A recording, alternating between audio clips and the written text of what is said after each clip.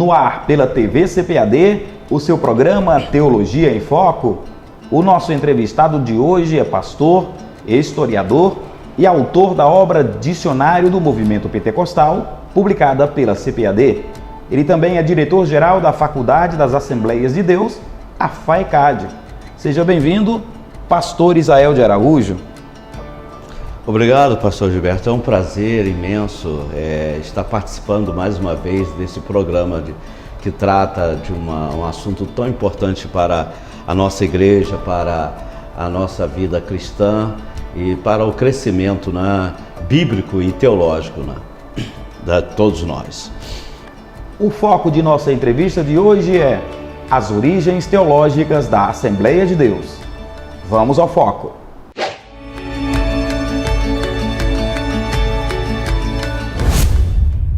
Pastor Isael, qual a origem teológica da Assembleia de Deus? Pastor Gilberto, esse ponto eu considero muito fundamental estarmos esclarecendo após 108 anos das Assembleias de Deus no Brasil. Então, é fundamental nós estarmos falando sobre isso, porque são as Assembleias de Deus no Brasil, né? E também devemos estabelecer de início que quando nós nos referimos à Assembleia de Deus, estamos nos referindo ao pentecostalismo, ao movimento pentecostal. E por tabela, vamos assim dizer, quando nos referimos às Assembleias de Deus no Brasil, estamos nos referindo ao pentecostalismo no Brasil. Então, de início, é muito importante nós já estabelecermos, de certa forma, um contraste, que tanto as Assembleias de Deus no Brasil como o pentecostalismo no Brasil, as origens, em primeiro lugar, devemos esclarecer, não são as origens do movimento pentecostal nos Estados Unidos e das Assembleias de Deus nos Estados Unidos. Porque nós temos algo aqui no Brasil vamos dizer assim, vou usar um termo um pouco de comercial, de consumir, de utilizar informações daquilo que se refere às origens do pentecostalismo nos Estados Unidos. Então, eu acho que esse programa vai ser bastante esclarecedor para o nosso público, de informações que infelizmente não vem sendo trabalhada. Ainda que o nosso primeiro historiador das Assembleias de Deus, o jornalista Emílio Conde, que fez o primeiro livro sobre história das Assembleias de Deus no Brasil, na década de 60, lançado em 1961 pela CPAD, ele fala dessa origem, essa origem que é nos Estados Unidos, mas entre os batistas suecos, de um avivamento que é um avivamento que a gente pouco fala e fala mais de outro, que é o avivamento de Los Angeles, o avivamento da Rua Azusa. Então, nós vamos trabalhar aqui, mostrar que as origens teológicas das Assembleias de Deus no Brasil e, por sua vez, do pentecostalismo brasileiro, é uma origem de correntes teológicas bem diferentes do metodismo, do movimento da santidade, que tem a ver, eu vou frisar isso, pastor Gilberto, bastante nesse programa, que o metodismo, o movimento da santidade é o contexto do surgimento do pentecostalismo americano, não é o contexto do surgimento teológico do pentecostalismo brasileiro, que influenciou Gunnar Wing e Daniel Berg. Okay? Nesse contexto, há o pietismo. Bem, em linhas gerais, o que é o pietismo e qual a relação das Assembleias de Deus com esse movimento? Muito bem. Bom, a gente precisa entender que no século XVI, o século XVII, XVIII, vem acontecendo movimentos dentro do contexto do protestantismo a partir da reforma. Então, no que diz respeito à reforma, aconteceram que alguns chamam de o pêndulo do protestantismo. Uma hora o protestantismo pendeu para o intelectual, o intelecto, outra hora pendeu para o emocional, ok? Então, no século XVI, que é o século da Reforma Protestante, não é? 1517, que é o ano do nascimento, vamos dizer assim, do surgimento do movimento reformista, né? Que na Europa, a Reforma, o protestantismo na Europa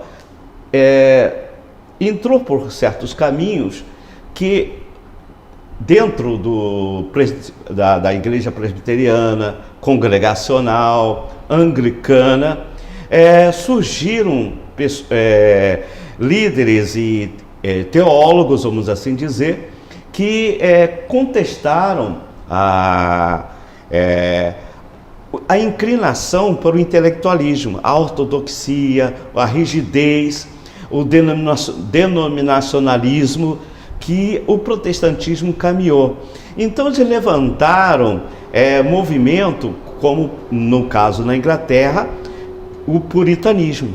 Então não dá para a gente falar sobre pietismo sem falar sobre o puritanismo, que são movimentos que passaram a enfatizar características parecidas que a gente vai ter ênfases semelhantes no puritanismo, no pietismo e no metodismo, com John Wesley, que ficou mais famoso. Mas vamos, assim, rapidamente, em linhas gerais, o puritanismo, um movimento que, como já disse, o contexto religioso é na Inglaterra e na igreja presbiteriana, congregacional, né, anglicana, vem levantando, vamos dizer assim, bandeiras de levar os crentes a uma vida mais piedosa, de devoção a Deus, de oração, não é? Então, sempre enfatizando menos o estudo, menos o intelecto, né? Menos a rigidez intelectual, mas a busca mais por Deus, mais a devoção. Então, você tem aí expoentes muito famosos no puritanismo, como John Bunyan, com a obra O Peregrino, né? E um outro, tem vários, mas um outro bastante famoso é o Matthew Henry, não é? Que escreveu o comentário bíblico, Matthew Henry, em 6 volumes, muito famoso, é um puritano, né? E a própria CPAD lançou no Brasil a obra de Matthew Henry, né? Agora, o pietismo, já é o contexto na Alemanha, que também vem na mesma direção praticamente do puritanismo. Tem, em linhas gerais, é isto. Agora, é importante dizer alguns pontos do puritanismo, algumas ênfases do puritanismo, que o nosso ouvinte vai entender e vai fazer conexão com as características nossas, a nossa teologia, da espinha dorsal da nossa crença. Em primeiro lugar, vamos dizer, a salvação. Aliás, a santificação no pietismo é a santificação prática, né? A necessidade de conversão consciente, ok? A ênfase no evangelismo, a ênfase na prática devocional do crente estudar a Bíblia, ok? Mais experiências e menos doutrina, ok? Uma atenção às pessoas mais humildes, mais pobres, necessitadas, são características que o pietismo levantou e enfatizou no seio do protestantismo. Nesse caso, na Alemanha. Nesse caso, uma fé menos elitizada. Menos elitizada, vamos assim dizer. Então, e uma ênfase na evangelização, uma ênfase na conversão, né? E então é o seio de movimentos, de grandes avivamentos que foram acontecer tanto na Europa como nos próprios Estados Unidos no século XVII, no século XVIII, né? Também é importante citar alguns nomes que ficaram conhecidos no pietismo. Primeiro, da onde vem, né, a expressão pietismo em linhas gerais da obra do Philip Jacobo Spener, que é o Pia Desidera, né? O pietismo. Outro famoso do pietismo, outro líder famoso, é o conde Nicolau Ludwig von Zinzendorf, que é de onde surge, né? E na verdade o pietismo ele dá origem a duas igrejas, vamos dizer assim, o movimento religioso, que é a Igreja dos Irmãos e o muito famoso Igreja dos Morávios, os moravianos, okay? Que influenciou por demais John Wesley, não é? E uma característica do pietismo que fez surgir os chamados conventículos, pequenos conventos, vamos dizer assim, e que deu origem a ordens metodistas, que da onde o John Wesley se inspirou. E o metodismo e o pietismo se assemelham nessas características. Nós vamos para um breve intervalo, já já nós voltamos ainda falando sobre pietismo e puritanismo. Amigo, irmão internauta, já já estamos de volta. Quer se aprofundar nos estudos bíblicos com conteúdo e praticidade? Temos uma grande novidade para você. A Bíblia em fascículos, vendidos separadamente e com preço acessível. Cada um dos 31 fascículos vem com o texto bíblico e diversos recursos da Bíblia do estudante e aplicação pessoal. Adquira agora mesmo pelo nosso site cbad.com.br ou ligue grátis para 0800 021 7373. A Bíblia em fascículos, mais um produto com a qualidade CBAD. Todos os dias tomamos decisões. Decida ser a mulher que Deus planejou. Leia as 10 melhores decisões que a mulher deve tomar e encontre o seu lugar no plano de Deus. Um produto com a qualidade CPAD. De volta com seu programa Teologia em Foco, entrevistando o pastor Isael de Araújo sobre as origens pentecostais da Assembleia de Deus.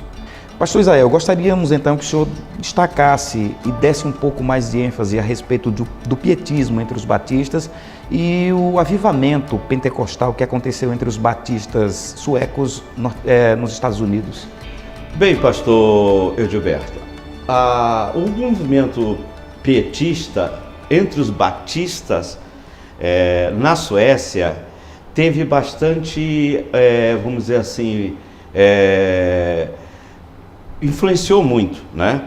E um ponto em que os batistas na Suécia se identificaram muito com o pietismo, nós podemos identificar isto com um movimento que surgiu entre eles. Na verdade, não foi nem exatamente os batistas, é interessante, foi entre os luteranos, ou seja, um movimento que vem da Reforma. Entre os luteranos, que na verdade, na Suécia, os luteranos na Suécia, esse movimento, ele na verdade vai dar origem vamos dizer assim, ao surgimento batista, o movimento batista dentro da Suécia, que é um movimento chamado, numa palavrinha em sueco, chamado Eliosara. O movimento Eliosara, na verdade, Eliosara é uma palavra para leitor, aquele que ler. Então, o movimento Eliosara é aquele que é os leitores da Bíblia. Então, veja que o pietismo, ele propugnava, ele defendia que o crente, ele pudesse ler a Bíblia independente da interpretação de um clérigo, de um sacerdote, de alguém que instruído para ensiná-lo.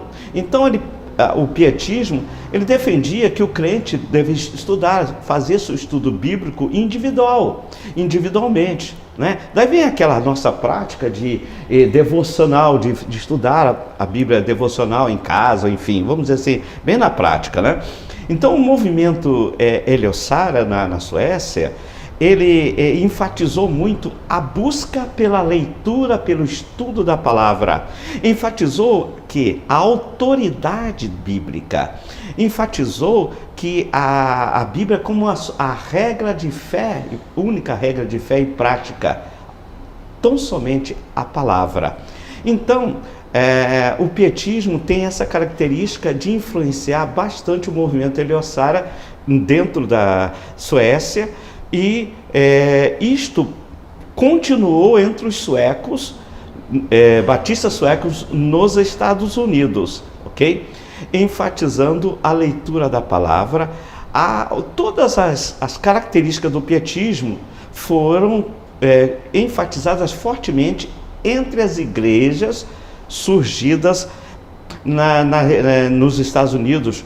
E os centros maiores dos suecos, batistas suecos nos Estados Unidos, a partir do século XIX, né, na região centro-oeste dos Estados Unidos, região de Chicago. Esse é um ponto, é um centro que nós vamos falar bastante, né, que tem a ver muito com Gunnar Wing e Daniel Berg. Então, a influência é muito grande para com os batistas suecos do pietismo. Essas são características que eles dão muita evasão. A oração, a prática do evangelismo, né? E a leitura da palavra, o estudo da palavra. Isto é muito forte. Isso vai ajudar e muito para quê? Para estudar a Bíblia, para crer na palavra, principalmente na leitura do Novo Testamento, do Atos dos Apóstolos, e a busca pelo batismo com o Espírito Santo. No caso, uma das bases da reforma é só a Escritura. Exato. Então, baseado exatamente em um dos princípios da reforma, o movimento Heliosara, como o senhor falou, na verdade dá esse reforço ao que veio a partir de Lutero da reforma com só a Escritura. É interessante que olha, pastor Edilberto, são informações interessantes. Veja bem, muitas vezes nós dizemos que Gunnar Wing e Daniel Berg, eles foram para os Estados Unidos dentro daquele movimento de busca por emprego, por trabalho, por motivos econômicos. Mas não foi só isso. O principal motivo de levas e levas de imigração sueca para os Estados Unidos, e que Gunnar Wing e Daniel Berg foram, na verdade, não foi exatamente condições econômicas, né? Há uma obra que traz muitas essa informação, escrita em 1952, por um historiador batista sueco, que conta a história da denominação batista sueca nos Estados Unidos, que Gunnar Wing e Daniel Berg fizeram parte, o autor chamado Adolf Olson. Ele fala que praticamente o principal motivo foi falta de liberdade religiosa que os batistas não tiveram na Suécia por perseguição dos luteranos em cima dos batistas, principalmente por causa do movimento Heliosara. O movimento Heliosara foi um despertamento entre os batistas, entre os protestantes, né? Todos influenciados pelo pietismo, pela busca do estudo da palavra, a ênfase na necessidade da conversão. Isso é importante a gente frisar. A conversão, como era nas igrejas que têm suas características parecidas com o catolicismo, que a pessoa, ao nascer numa família católica ou família luterana, ele automaticamente era luterano. Mas esse segmento do protestantismo diz: não, você não nasce crente, o indivíduo pode escolher, precisa escolher, né? Então ele tem que aceitar a Jesus. Isto é um ponto doutrinário do pietismo, ok? E que nós enfatizamos. Mesmo hoje, uma criança nasce na família evangélica, ela tem o quê? Ela tem que tomar uma decisão por Jesus Cristo, aceitar a Jesus Cristo, declarar, confessar a Jesus Cristo como Senhor e Salvador da sua vida. Considerando o aspecto que a salvação é totalmente individual. Exatamente, exatamente. Então, eu creio que estamos observando características importantes, doutrinárias, teológicas, né, que vêm lá de trás, né, e que são movimentos que vêm antes, né, que lá do seio, vamos dizer assim, do contexto do protestantismo, sim, ok? Mas que Gunnar Wing e Daniel Berg, eles tiveram do contexto da formação batistas que eles receberam. Metodismo, movimento da santidade e outras correntes teológicas a respeito, qual o contraste que o senhor faz deles a respeito do movimento pentecostal, sobretudo entre os norte-americanos? Muito bem. Esse é um ponto que eu gostaria muito, pastor Edberto, esclarecer para todos, porque, na verdade, vou tentar resumir isto, porque levaríamos alguns minutos para a gente ficar falando sobre esse ponto. Bom, o metodismo, na verdade, John Wesley, ele se inspira no pietismo, né? Como já falei aqui anteriormente. O metodismo, o movimento da santidade, ele tem maior ênfase nos Estados Unidos, e nós vamos pontuar para nós falarmos do contexto que nasce o movimento pentecostal americano e o contraste com o nosso. Então, vamos já antecipar que o metodismo que nós nos referimos nos Estados Unidos, para o movimento pentecostal nos Estados Unidos, na verdade é um movimento, vamos dizer, o movimento da santidade, a holiness. Esse movimento, na verdade, é uma radicalização do metodismo. Em que? Num ponto, aí nós precisamos introduzir aqui a informação a respeito daquilo que se chamava entre o pessoal da santidade nos Estados Unidos, as três obras da graça. Qual a primeira obra da graça que eles criam? A salvação, ok? A segunda obra da graça, santificação. E a terceira, o batismo no Espírito Santo, ok? Então, em primeiro lugar, o movimento da santidade, eles enfatizavam a santificação, mas a santificação aí é um ponto importantíssimo que distingue o metodismo do que nosso movimento, que a santificação no metodismo é a santificação não como nós entendemos a santidade, mas uma santidade perfeita, como uma experiência única que o crente deveria, ao ser salvo, buscá-la para que acontecesse na vida dele, e como uma experiência dramática, vamos dizer assim, em linhas gerais. Ao ele passar por essa experiência, ele se tornava santo, e ele sendo santo, ele estava apto a ser batizado com o Espírito Santo, ok?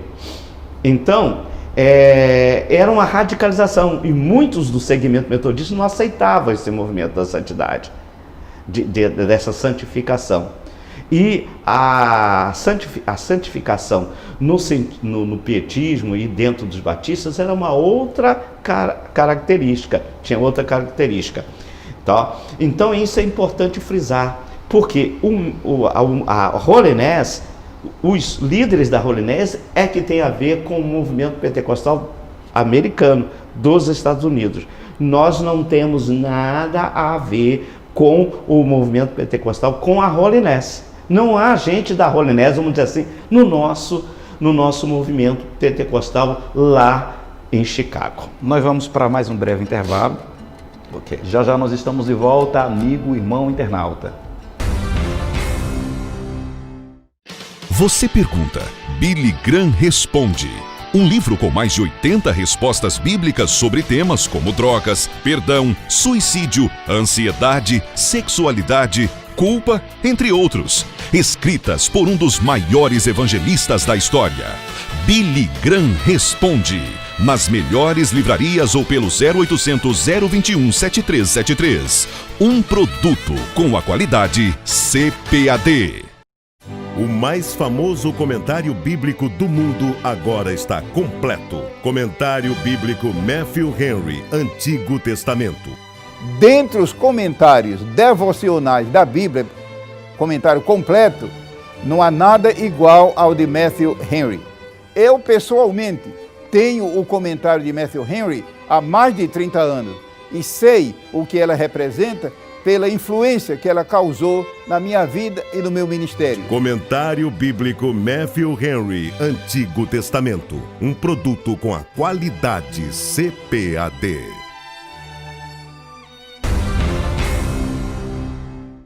De volta com seu programa Teologia em Foco, entrevistando o pastor Isael de Araújo. Pastor Isael, no bloco anterior, nós falávamos a respeito do contraste entre o movimento da santidade, metodismo e outras correntes teológicas.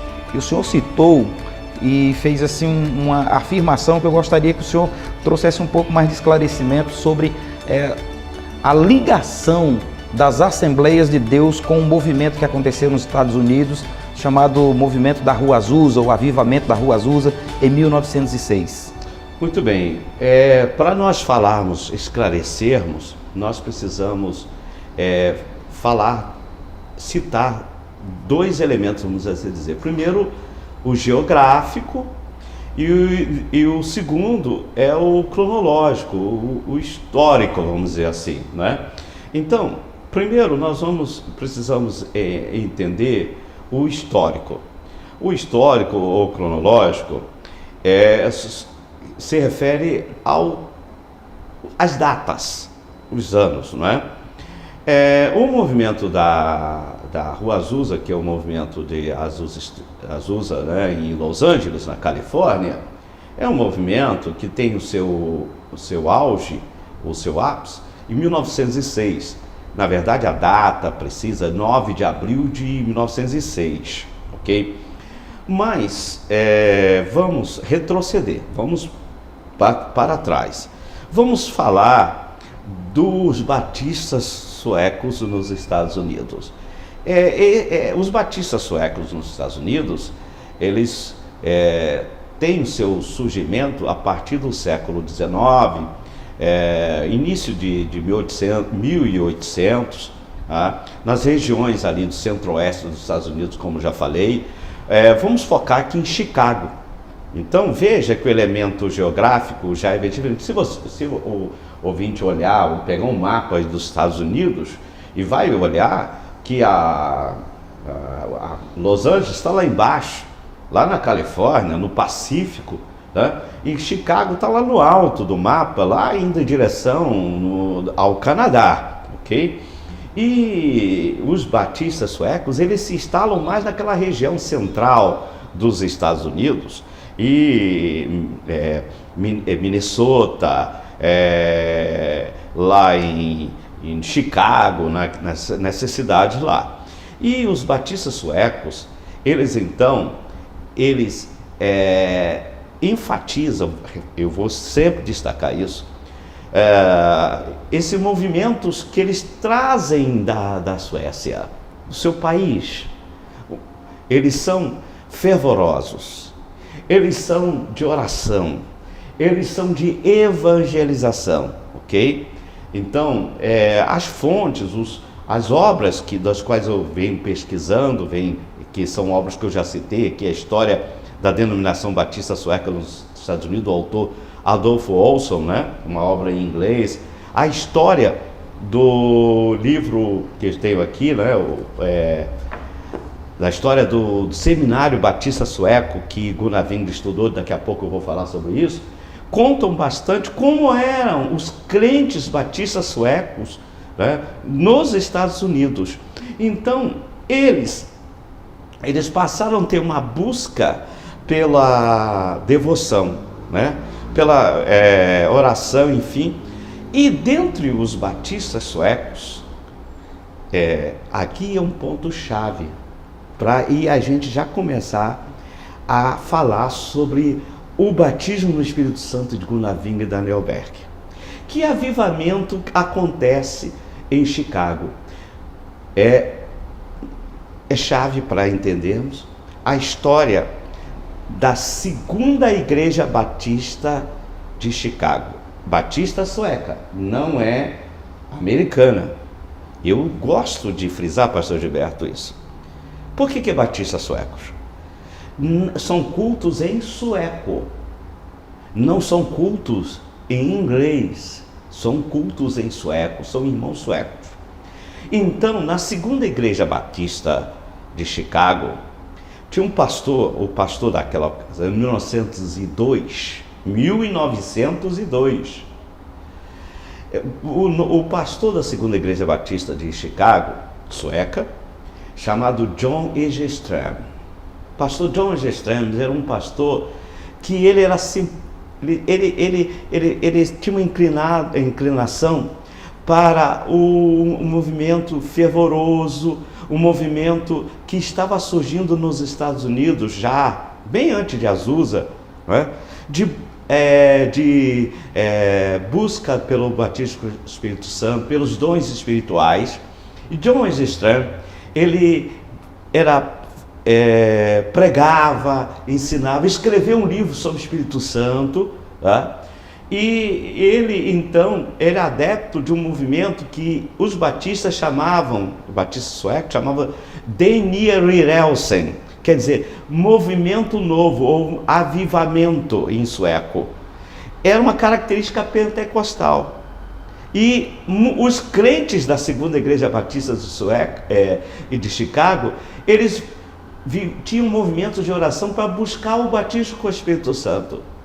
E sabe que em 1906, na verdade em fevereiro de 1906, antes de abril, lá em Los Angeles, na Azusa, acontecer, pessoas, crentes da igreja, a segunda igreja batista de Chicago, liderada pelo pastor John Egeström, foram batizadas no Espírito Santo, falaram em línguas, e o avivamento começou a se espalhar em Chicago. Na primeira igreja batista sueca, os batistas suecos começaram a ser batizados com o Espírito Santo, e esse avivamento se espalhou, né? E aí, eu não sei se já posso até citar, eu acho que já que nós estamos falando aqui de cronologia, quando é que Gunnar Wingre e Daniel Berg entra aí nessa história? Então, é importante, é chave entendermos datas aqui. Datas é uma coisa meio enjoada, né? Vamos dizer assim, em história, mas em certos momentos a gente precisa usá-las para entender os acontecimentos. Então eu falei aqui de um avivamento, um movimento que começa, uma ênfase na segunda igreja batista sueca em 1902, mas que tem o seu auge em 1906. Em fevereiro de 1906. Daí para frente começam a ter conferências de avivamento nas igrejas batistas suecas em Chicago, na segunda igreja batista sueca, né? Eu tenho obras que tem as fotos dessas igrejas, fotos desses pastores. Na primeira igreja batista de Chicago, que essa igreja é importante na história, na vida de Gunnar Wingre e Daniel Berg, né? Quem já leu o Diário do Pioneiro, o livro Enviado por Deus, a biografia do missionário Daniel Berg, né? Todas as obras publicadas pela CPAD, aliás, recomendo, todo assembleano precisa ler essas obras, vai ver esse ponto lá que estou falando, esse ponto histórico. Então, Daniel Berg chega em 1902 nos Estados Unidos, vindo da Suécia, e Gunnar Wingre chega em 1903, no ano seguinte. Eles vão se juntar a quem?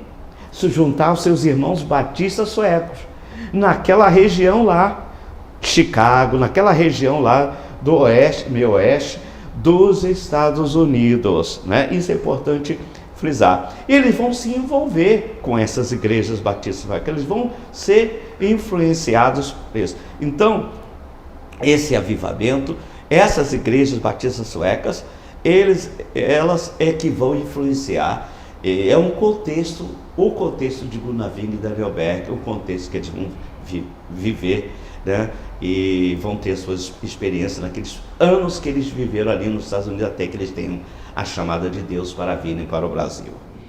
Pastor Israel, qual igreja se tornou a principal promotora do movimento pentecostal nos Estados Unidos, sobretudo entre os batistas suecos, e qual a relação dela com as Assembleias de Deus? Bem, então, quero deixar bem claro que a igreja influenciadora, vamos dizer assim, do avivamento pentecostal em Chicago, que fez com que Gunaving e Danielberg, eles estivessem ali também, tomassem conhecimento do batismo do Espírito Santo e fossem influenciados a também buscarem o batismo do Espírito Santo, foi exatamente a segunda igreja batista sueca e de Chicago. E ela influenciou isto, não sou eu que estou afirmando, são os historiadores, como eu mencionei, eu tenho aqui, Adolfo Olson, que conta a história, né, e ele cita isto, ele enfatiza a influência da segunda igreja batista sueca, né, no despertamento espiritual e pentecostal, né, com características do pentecostalismo que nós chamamos hoje, influenciou as outras igrejas ali daquela região, todas elas, não é? Agora é importante frisar que essas igrejas continuaram tendo aquela mesma ênfase de oração, de evangelismo, de expansão, de crescimento, agora com um dado a mais, com o batismo com o Espírito Santo, com o falar em línguas, com a ênfase dos dons espirituais. Então, passaram a acontecer, naquele momento, conferências de despertamento, que Gunaving e Danielberg citam em suas obras. Tá? E Gunaving e Danielberg, vamos falar Gunaving. Gunaving, ele em 1904, ele ingressa no Seminário Batista Teológico de sueco em Chicago, né, para estudar teologia. E ele estuda de 1904 até 1909. Ele sai no início de 1909 do seminário. Ele teve professores como Eric Sandel, que era, segundo o historiador do próprio do livro histórico sobre esse seminário, ele fala que Eric Sandel, que foi um dos professores de Gunaving, ele era inclinado ao pentecostalismo, ok? Então, certamente, se falavam da atualidade, do batismo com o Espírito Santo, de Atos capítulo 2, né? Dos dons espirituais, se falava isto. Olha, batistas falavam isso, né? E então, o Gunaving, ele vai a uma conferência em 1909, depois que saiu do seminário, pastoreando a igreja de Menominee, depois da igreja de South Bend. Ele vai à primeira igreja batista sueca de Chicago, que também fazia conferência de avivamento. E ele conta, depois de vários dias, ele foi batizado com o Espírito Santo.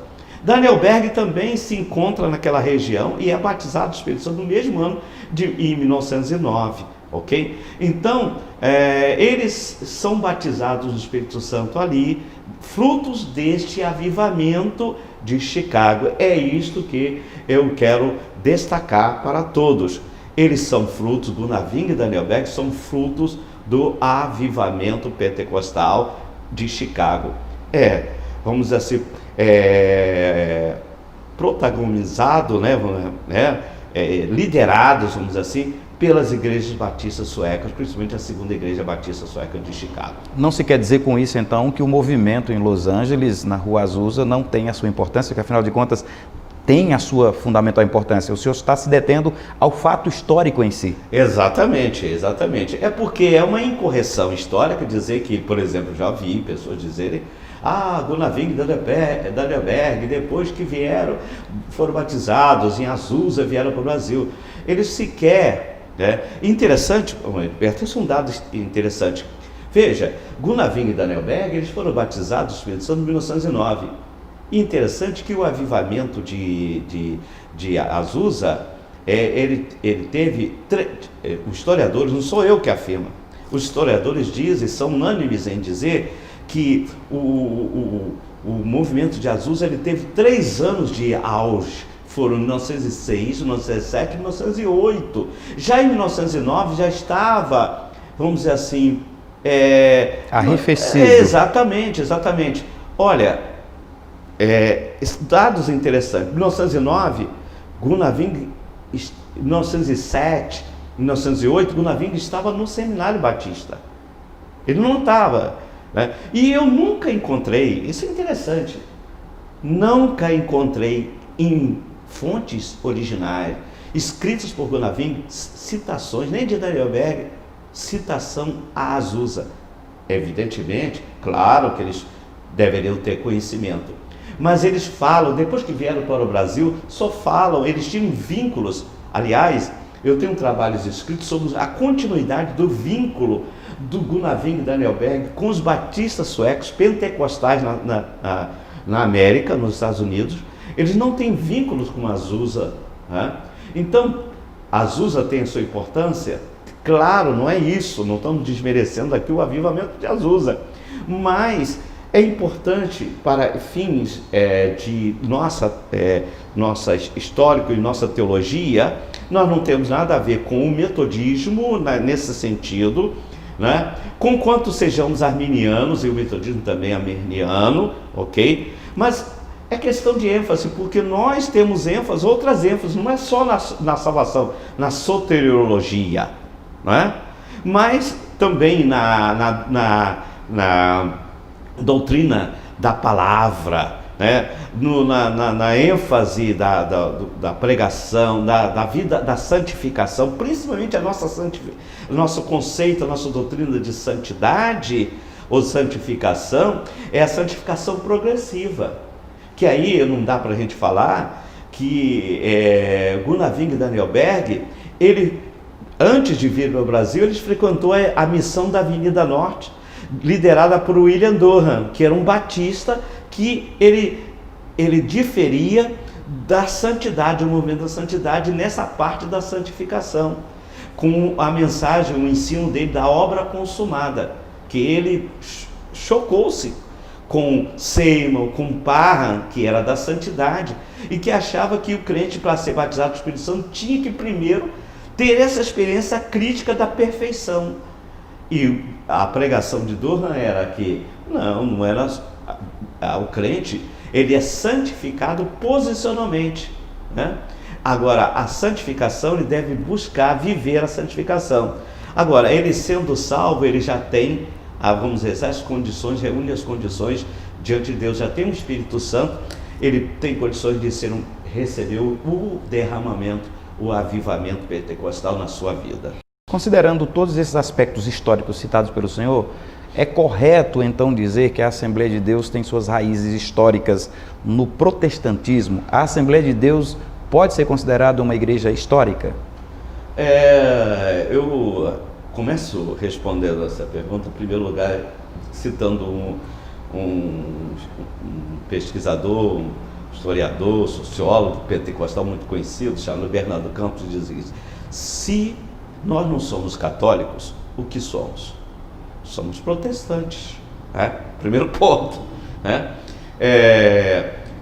Em segundo lugar, dá para ver que se Gunnar Wing e Daniel Berg eram batistas, e os batistas vêm naquela árvore das origens, em primeiro lugar a reforma protestante de 1517, e daí os braços, os ramos do protestantismo, luteranismo, anglicanismo, né? Os batistas, né? Anabatistas, enfim, né? E a gente vem desse ramo, Agora, acontece que nós introduzimos, vamos dizer assim, enfatizamos o batismo com o Espírito Santo, a doutrina do batismo com o Espírito Santo, da evidência de falar em outras línguas, mas os outros elementos, a espinha dorsal do protestantismo, da reforma protestante, nós viemos defendendo os 5 solas, né? Somente as Escrituras, somente a fé, né? A salvação pela justificação, enfim, tudo isso que caracteriza o protestantismo, nós vimos enfatizando. Então, nós vemos de lá dos batistas, e os batistas do protestantismo. Então, por sua vez, somos protestantes. Como dizer o contrário, eu não vejo, né? Não há uma coisa muito interessante, essa denominação pentecostal, na verdade, ela é vamos dizer assim, uma identificação das nossas características por causa do dia de Pentecostes, por causa daquele derramamento do dia de Pentecostes. Mas seríamos os batistas pentecostais, seríamos os protestantes pentecostais. Ok? Pastor Israel, nossa entrevista foi muito boa. Espero que nossos internautas sejam bastante edificados. E eu acredito que vem surpresas por aí, com certeza vem alguma coisa mais adiante a respeito desse importante tema, porque aqui foi apenas uma amostra daquilo tudo que nós poderíamos compartilhar com os nossos internautas, mas nosso tempo, de certa forma, é exíguo e nós ficamos por aqui com a nossa entrevista. Muito obrigado pela gentileza. Ok, eu agradeço essa oportunidade. Eu acho que é uma oportunidade muito interessante, que meu desejo de todo o meu coração é contribuir para o esclarecimento, para o conhecimento de um ponto da história que não tem sido muito bem explorada, e quem sabe a gente até transformar isso numa obra para ficar mais fácil. Como um tempo como esse, é difícil a gente explicar tudo, mas tem muito mais informação. Procuramos sintetizar, ser bastante resumido aqui. Muito obrigado por essa oportunidade de falar a todos sobre esse assunto tão caro, tão precioso para a nossa história das Assembleias de Deus no Brasil. A você, amigo, irmão internauta, nós estamos encerrando o programa Teologia em Foco agora, mas antes você pode se inscrever em nosso canal, se ainda não é inscrito. E para receber informações sobre novos conteúdos postados, ative as notificações. O programa de hoje também pode ser curtido, comentado e compartilhado. Deus abençoe a tua vida, a paz do Senhor a todos.